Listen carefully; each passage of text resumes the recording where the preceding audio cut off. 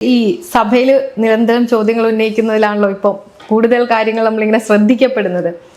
സ്പീക്കറുമായിട്ട് വാക്കുതർക്കമുണ്ടാകുന്നു, മുഖ്യമന്ത്രി പിണറായി വിജയനുമായിട്ട് സംസാരങ്ങൾ ഉണ്ടാകുന്നു.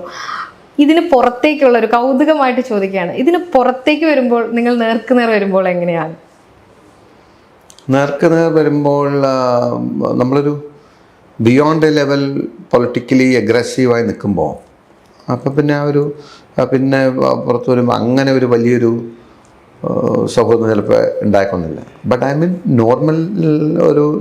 നോർമൽസിയിൽ പോകുമ്പോൾ രാഷ്ട്രീയ വിമർശനങ്ങളും അങ്ങോട്ടും ഇങ്ങോട്ടുള്ള വാക്കുതർക്കങ്ങളും ഒക്കെ വി ടേക്ക് ഇറ്റ് ലൈറ്റ്ലി, അങ്ങനെ പോകും. But when it is slightly above the threshold, ആ ഒരു ചെറിയൊരു കോൾഡ് ഫീലിംഗ് അങ്ങോട്ടും ഇങ്ങോട്ടും വരുന്നു. അല്ല, വാറെന്ന് പറയാനില്ല. ഇപ്പം ഞാനിപ്പോൾ മുഖ്യമന്ത്രിയെ കണ്ടാൽ ഞങ്ങളിപ്പോൾ വിഷയാതെ മാറി നടക്കുക അല്ലെങ്കിൽ മോം മാറ്റി പിടിക്കുകയൊന്നുമില്ല.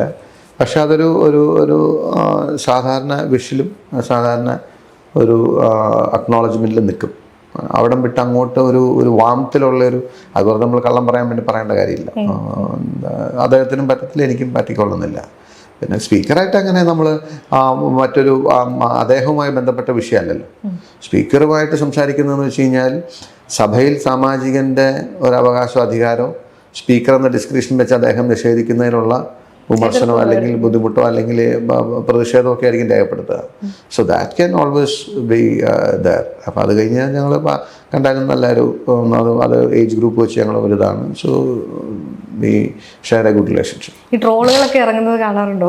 പിന്നെ ധാരാളം കാണുമ്പോൾ എന്താ തോന്നാറ്? V enjoy it. കുഴപ്പമില്ല, എല്ലാവർക്കും വിമർശിക്കാനൊക്കെ എല്ലാവർക്കും അവകാശമുണ്ട്. ചില ട്രോളുകൾ നമ്മളെക്കുറിച്ചുള്ള കണ്ട് നമ്മൾ തന്നെ ചിരിക്കും. നമുക്ക് തന്നെ ഞാൻ എപ്പോഴും ട്രോള് ചെയ്യുന്നവരുടെ ഒരു കഴിവിനെ ഞാൻ അപ്രീഷിയേറ്റ് ചെയ്യും. അതിൻ്റെ ഒരു ഷാർപ്നെസ്, ആ ഒരു പൊളിറ്റിക്കൽ ഷാർപ്നെസ്സും അതുപോലെ തന്നെ ആ ഒരു ഹ്യൂമറസൻസ് ഉണ്ടല്ലോ, അല്ലെങ്കിൽ ആ ഒരു element that need to be appreciated even if it against us.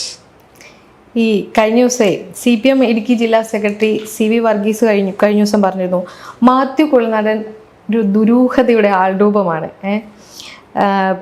അദ്ദേഹത്തിന് വിദേശത്ത് 10ഓളം കമ്പനികളുണ്ട്, അദ്ദേഹത്തിൻ്റെ സാമ്പത്തിക സോഴ്സ് എവിടെയാണ്?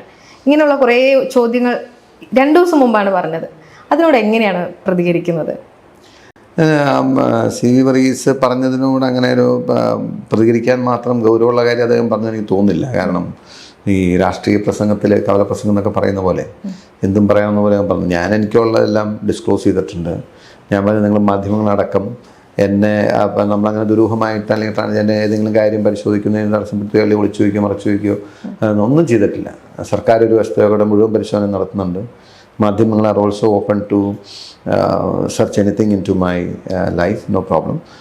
അതുപോലെ തന്നെ പൊതുപ്രവർത്തകനായിരിക്കുമ്പോൾ ആളുകളും ഒക്കെ അറിയുമല്ലോ. അപ്പം ഞാൻ എൻ്റെ തെരഞ്ഞെടുപ്പ് അഫിഡേവിറ്റിൽ എന്ത് ഡിസ്ക്ലോസ് ചെയ്തിട്ടുണ്ടോ അതെനിക്കുണ്ട്. അതിനപ്പുറത്തേക്ക് ഒന്നും ഞാൻ ഒളിച്ചും മറച്ചും വെച്ചിട്ടുമില്ല. ഇതാണ് അതിനെക്കുറിച്ച് പറയുന്നത്. വളരെ ട്രാൻസ്പെറൻസി, വളരെ ട്രാൻസ്പെറൻ്റ് ആണ്. I can confidently say that I am transparent.